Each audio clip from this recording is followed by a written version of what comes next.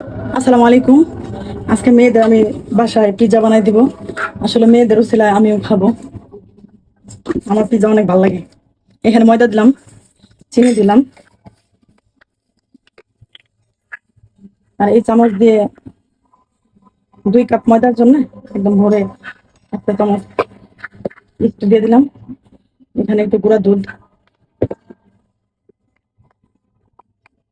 এখানে একটু লবণ দিয়ে একটু মিলাই নিব। তারপরে আর কুসুম কুসুম গরম পানি দিয়ে একটা ডো বানায় রাখবো।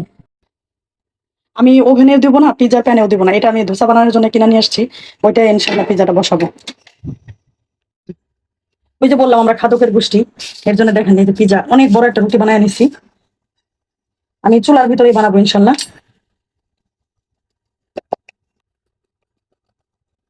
এখানে আমি 2 আইটেমের সস দিব। এটা দিলাম হচ্ছে গার্লিক সস, আর এটা হচ্ছে টমেটো সস। এখন আমি চিকেন দিয়ে নিলাম।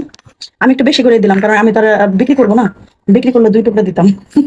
যেহেতু আমি বাসায় খাবো, নিজেরা, এর জন্য চিকেনটা অনেক বেশি দিচ্ছি।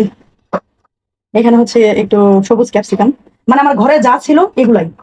একটু মাশরুম দিলাম আর পেঁয়াজ, আর একটা টমেটো দিচ্ছি ছোট, কারণ টমেটো ছিল ঘরে। এখানে একটু চিলি ফ্লেক্স দিলাম, মানে ঝাল যারা একটু বেশি খান, ঝাল বেশি দিবেন। এখানে দিলাম অরিগানো। আমার অরিগানোর ফ্লেভারটা অনেক ভালো লাগে, এর লাগে আমি একটু বেশি দিলাম। এখন আমি দিয়ে দিব চিজ। চিজ পছন্দ মতো চিজ বেশি দিব আমি। আলহামদুলিল্লাহ, পিৎজাটা হয়ে গেছে। এই যে দেখো, বাদামি বাদামি কালার দিচ্ছি। বিসমিল্লাহ।